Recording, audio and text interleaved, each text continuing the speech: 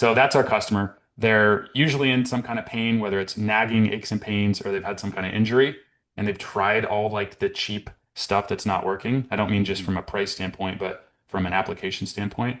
And they found us and they're like, okay, I'm ready to go all in and get to the bottom of this problem. You said something, your customers are really smart. It's interesting to call out. Buyers, for the most part, today's buyers are actually, I don't know if they're smart. They're very well informed. They have a lot of choices that they've been exposed to, with cell phones and internet and how modern media works. Like, we're really well informed. I can find out in a matter of seconds what your customer thinks about you from a Google review or from talking to somebody who's used your product or somebody who called your customer service or just picking up the phone and seeing how your people answer the phone, if they answer the phone at all. So customers are really more informed. But I like what you said. I suspect, and this is just hypothetical, and I'm speaking for myself because at least I fit your age requirements, Hmm. but I've spent a lot of time working on me. I spent a lot of time working on diet and understanding how things affect the body. I would imagine that people who are taking the products that you sell, they are actually very, very well informed, but very intelligent because they've already spent a lot of time figuring stuff out before they even got to you. Yeah. Yeah. And it's not just that they are like aficionados, that they're super interested in it. Usually it's a combination of they got some kind of condition or they've got Mhm. some issue or pain that they haven't been able to solve. And they've like been to all these doctors and been to therapists, done their own research. And, we've put together some formulas that address things very specifically, specific conditions. And then our content, I think, is amazing. We have a clinical advisory board that helps review and also produce content related to everything from corrective exercise to regenerative medicine.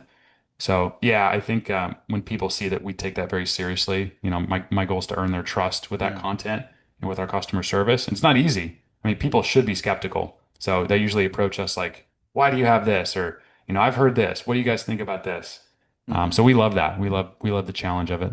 First of all, what is the state of the nutritional, functional, holistic, sort of do-it-yourself world in your purview? I have a more positive spin than you might hear from other people. I'll speak specifically to supplements. The standards from the manufacturing side to retailers to customers have like quadrupled in the last 10 years.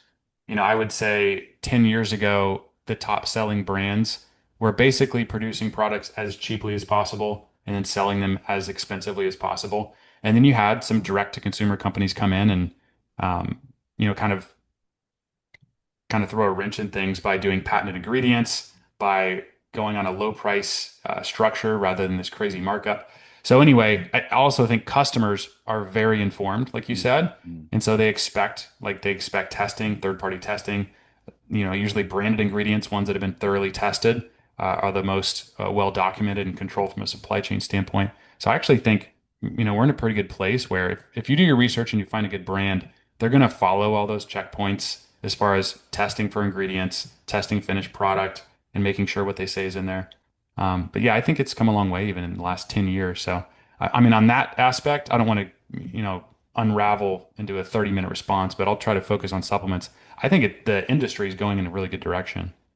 Are the standards that you reference, are these self-imposed standards or is there governmental FDA, but it's more like there are so many quality stories that entrepreneurs, people selling this have been forced to up their game because Yeah. certainly, and I'm telling you from experience, I drink an adaptogenic coffee tea and they just found, or there's like a whole brouhaha on it right now where people were getting poorly tested or poorly tasted ingredients that they were buying from Amazon. And apparently there's like multiple knockoffs that they're selling on Oh yeah. Amazon. Mud So I don't, butter or something. yeah, I don't even, Rise is the company. Yeah, yeah. So the Rise is a really phenomenal product, but apparently there's like an uproar going on where they were buying false Rise products. So there isn't actually an industry standard. These are more self-imposed standards. Is that what Yeah. you're saying? I Yeah. be I believe so. I mean, sure there are, but there's a lot of companies not following that. It's Hmm. it's not hard to game the system, frankly. Hmm. Hmm. As a consumer, if you're listening to this, you just have to find a brand that you trust because there's ways to, you can do protein spiking and add amino acids and fudge this and round up and there's a lot of fudgery that can happen. But yeah, it's like demanded by the consumer. So if you're doing those things, you're not playing the long game. You might be able to have some, crazy YouTube ad and have an ad campaign that works for a little bit, but you're not going to have customer loyalty. I can't say that it's the FTC or FDA that's made this happen. I think it's from the consumers. They've demanded quality and transparency. Transparency is a big one. In terms of your product, your ideal customer, and what you're doing in the solution that you're providing, what makes your company, your brand, your products uniquely qualified over someone else's, all things being equal?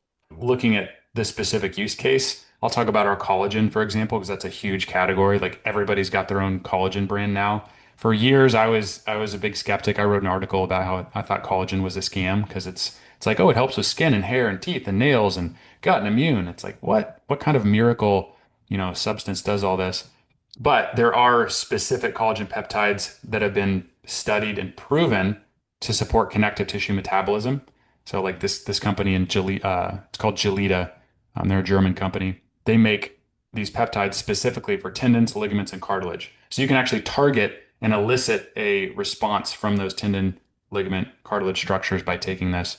So it's very like sniper focused. Like our collagen is specifically for joint health, repair, and recovery. And the studies show like when you take this with physical therapy, it improves injury outcomes. So that's a very narrow focused product. Whereas if you want like a more illustrious beard, maybe take another product. Or if you just want more like general collagen support, there's more, maybe economical generic brands out there, but ours are very laser focused on the musculoskeletal health. And that's true across every product. Is there an adverse point from taking too many supplements so that it affects your body, in the case of collagen, for example, that it affects your body's natural production of it and your body just stops producing? I don't even know if that's a thing, but I've read stories specifically about collagen that you actually should not take collagen because it tells your body to stop producing it because you're flooding it with sort of your own synthetic version of it, if you will. I don't think so. I mean, even in cases like something like melatonin, might temporarily suppress your own melatonin production, but our bodies are pretty resilient when it comes to that. Same with like people are worried about creatine. Unless you're getting into hormones, I think you're fine. Collagen, actually, the main benefit, I would say like 80% of the therapeutic benefit from taking collagen has nothing to do with the amino acids you're absorbing. It's the cell signaling process. Mhm. So when your body absorbs these peptides intact, which a small percentage get absorbed intact through your gut, it basically tells your body, hey, there's broken down tendon structures. Let's upregulate biosynthesis in that matching peptide profile. So your body's basically like, oh, there's tendon things floating around. Let's make more of that. It's kind of a dumb way to explain it, but that's how it works. There is some benefit of just having more bricks to build from, but most of it actually is the cell signaling that happens when you take collagen. It upregulates your own collagen production.